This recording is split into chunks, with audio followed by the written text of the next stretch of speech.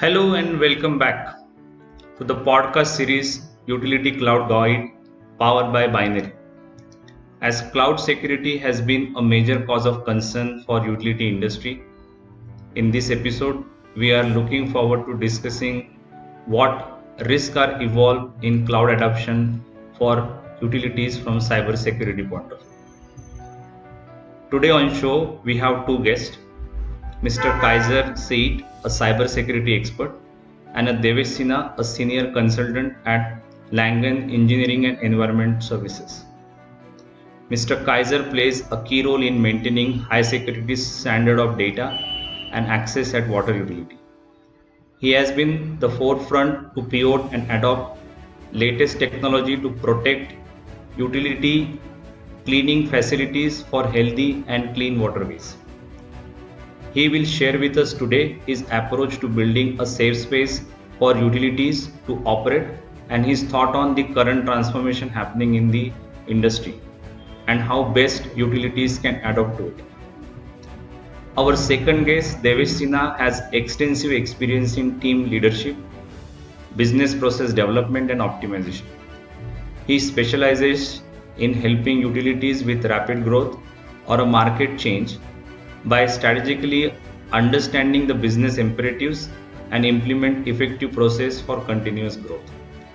Welcome to our show, Kaiser and Devesh. Thank you. So let me start by asking you, Kaiser, how do you see evolution of cyber threats in utility industry and why are utility companies particularly vulnerable? So the threat is everywhere, especially for the utility. You have threat from both. Every business has from like a ransomware attack and a small hacking, or any business could face right now in industry. And what utility is most vulnerable is because you have added to this regular hacking and cyber threat. You added the enemy state or state actors that targeting to the public utilities for different purposes. So you have added threat than compared to the regular business. And then there is a lot of things that happening in utility. You have to, the business is more like, they have more protection against the cyber threats, but when utility you have to consider two components. One is IT, one is OT. IT is information technology, which support the business process, and then your OT is more your utility management, your plant or utility electrical grid, water or plant, pharmacy companies. Production. So you have two different components you had to consider to when you're talking about protection from cyber threat.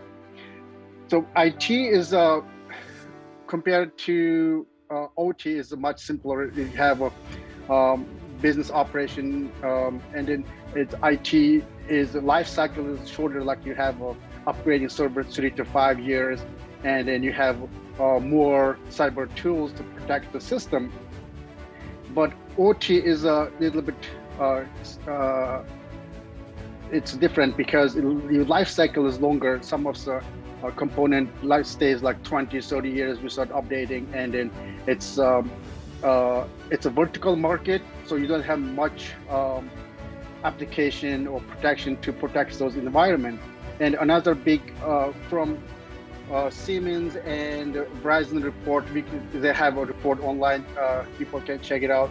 The Verizon, most of the utility attack comes from state-sponsored actors, and because sometimes, most of the time, both OT and NT is interconnected.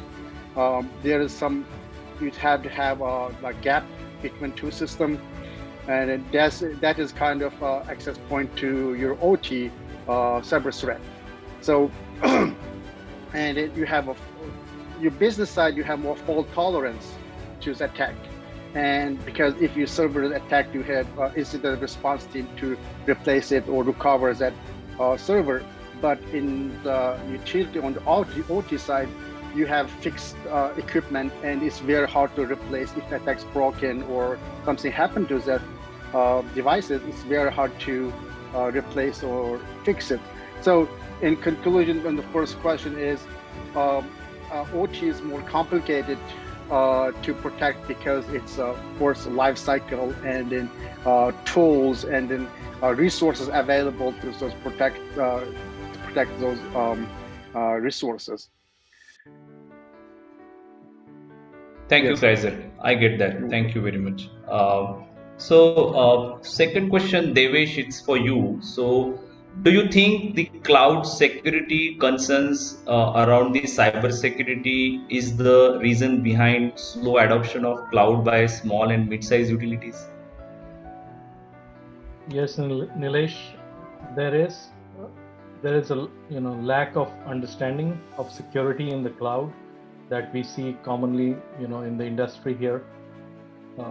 Kaiser, as Kaiser mentioned, that security has been there, concerns of security have been there for a long time. It's not just the cloud.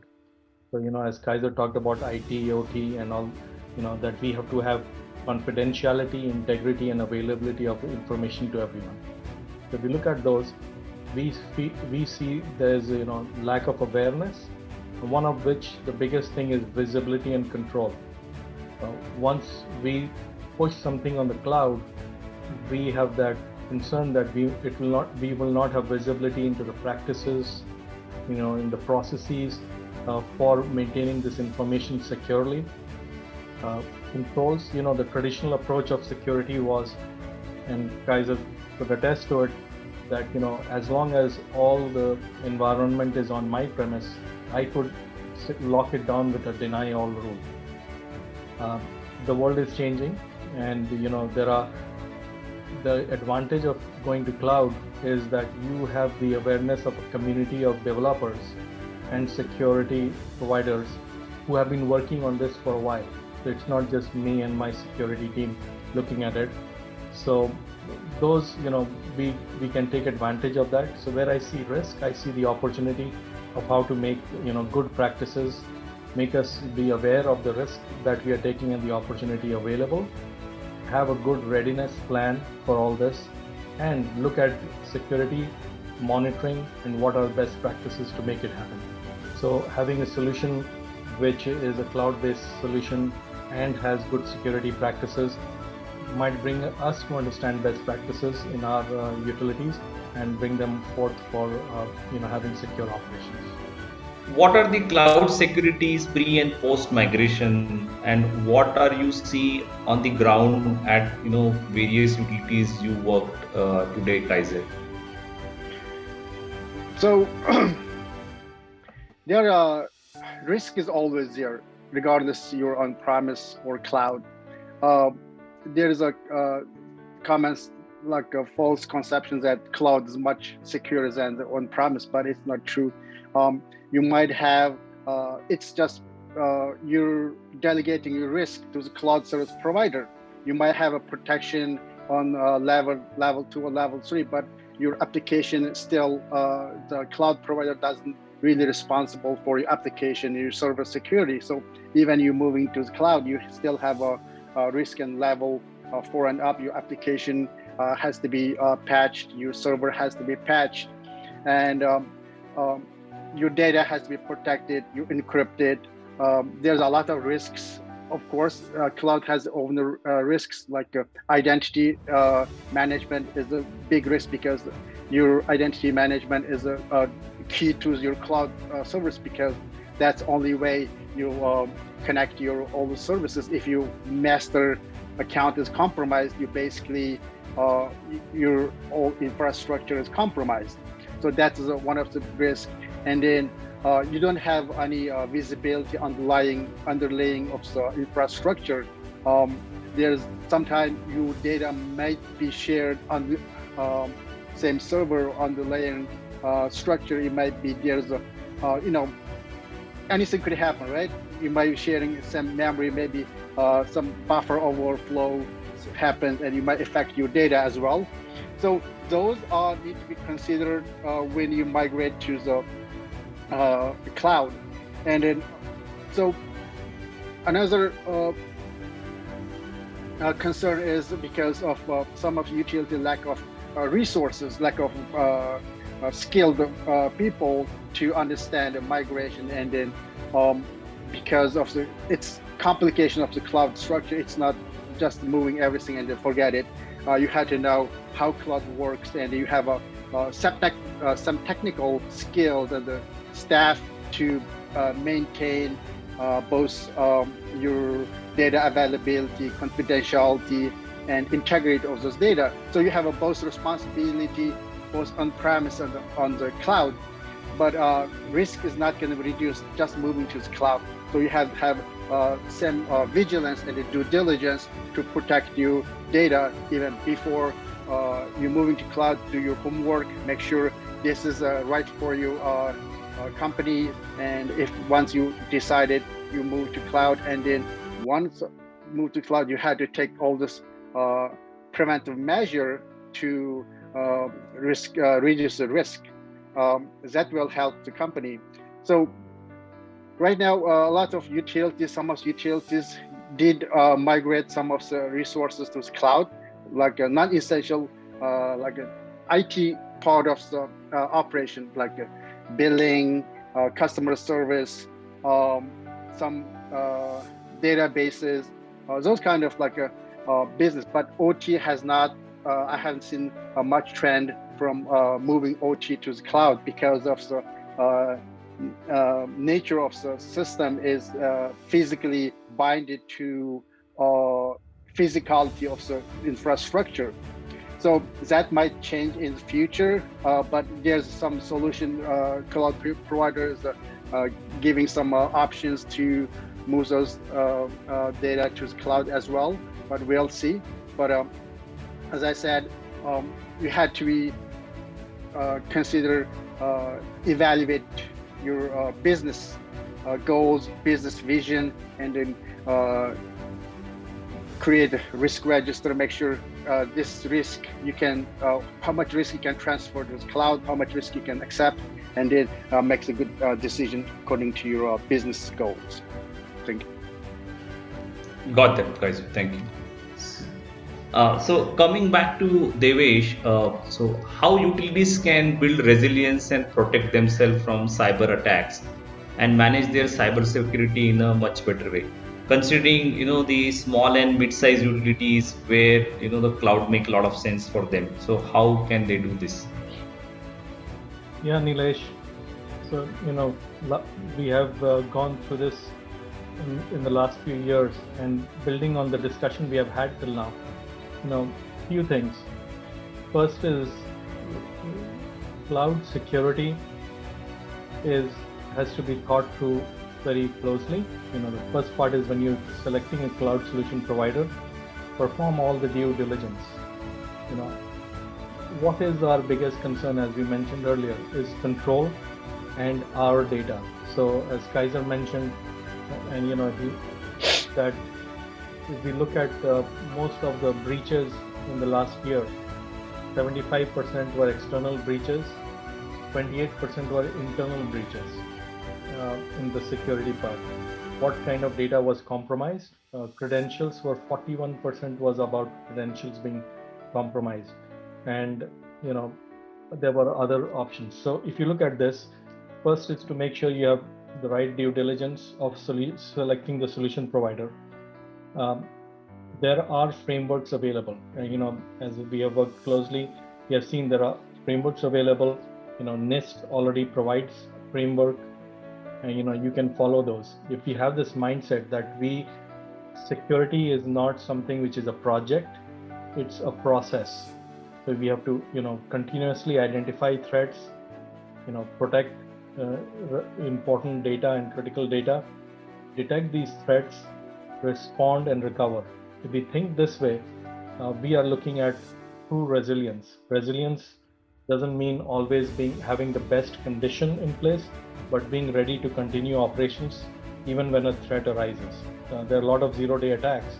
If you are not prepared for the Swiss cheese model, where your security provider and solution provider had thought through this way, that there are multiple controls in place, so that way no breach would affect our core operations.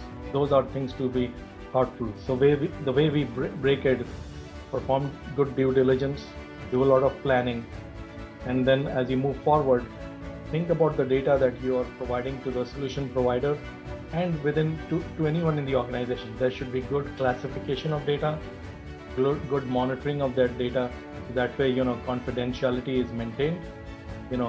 When data is deleted, does your solution provider delete the data, and what are the mechanisms for deletion? You have to think through those. Managing access, as Kaiser had mentioned earlier, make sure you have true ways and secure ways for identity management, so and authorization of access to the systems, so the right people have access at the right time. Create ways by which you're protecting the data, protect it from unauthorized access, ensure availability of critical data. So where we talk about, this is not just a compliance activity. Some organizations might look at this as like, well, if I have my solution provider compliant with these compliance rules and I am compliant, everything is good to go. We look at this as a continual process of improvement, and from our experience, being security aware and vigilant has made the organization's processes better, because where you have sidebar systems and tools where people are maintaining data sets, those are minimized because we continuously monitor the availability of this information. As we mentioned, security is about culture, not just about the tools. So while we do want to know that cloud security is important and all security is important, it's also about training and making all your team members aware.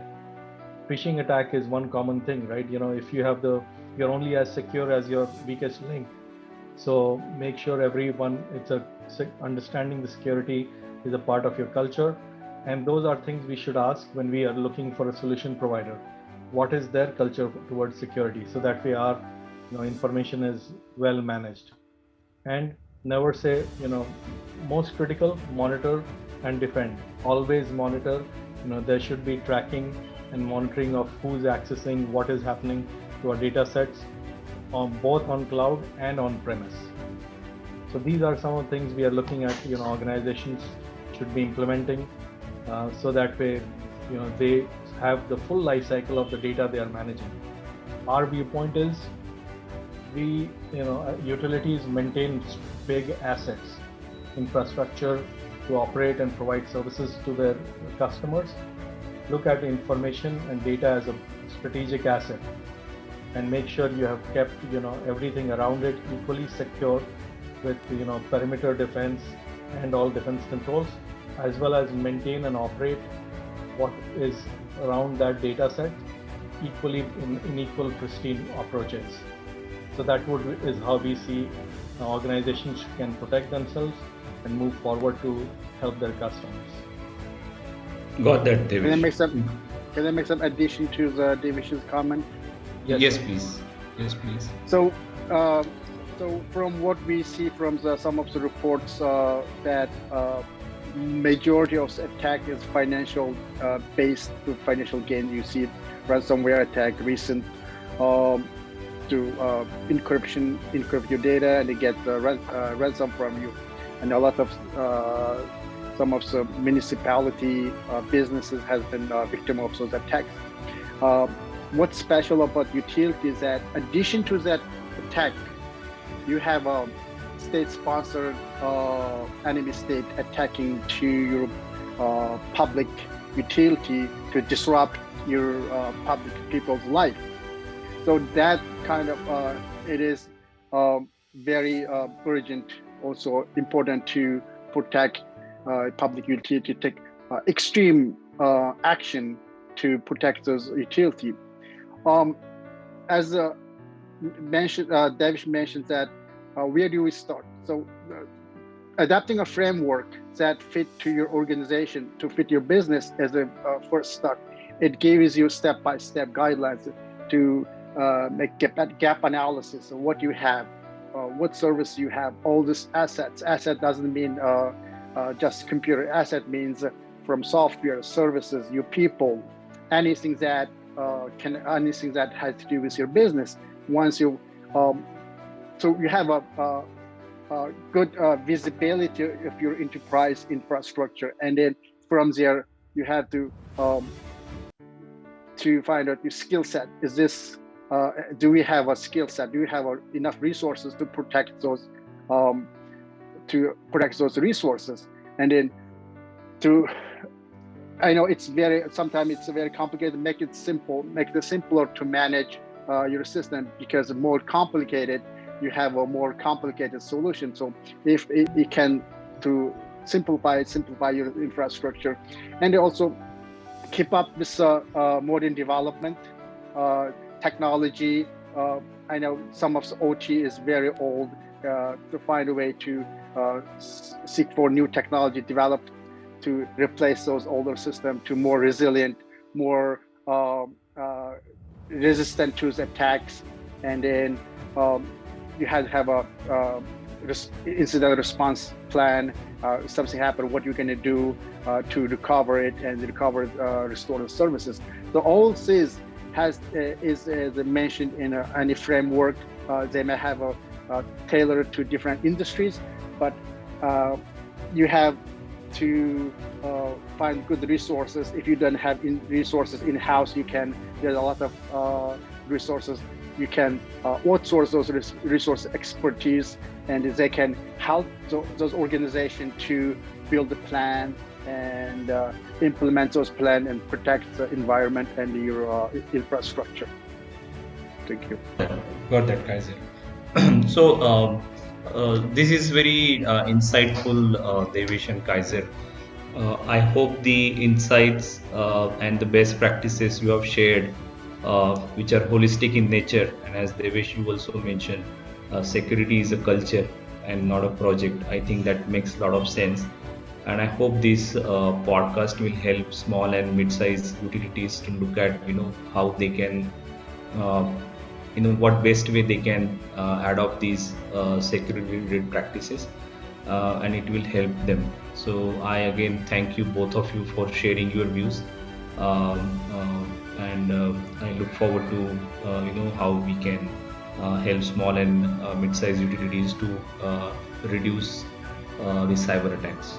Thank you very much once again, Kaiser and Devesh. Thanks for having me, Nilesh. Thank you. Thank you for listening to this week's episode of Utility Cloud Guide. We really enjoyed talking to Kaiser and Devesh about how cybersecurity is a bigger challenge for utilities and what are the best practices that utilities can adopt to mitigate this risk. Want to learn more about what we talked about today? Subscribe our channel, and we look forward to your thoughts in comment section. Catch you in the next episode. Thank you.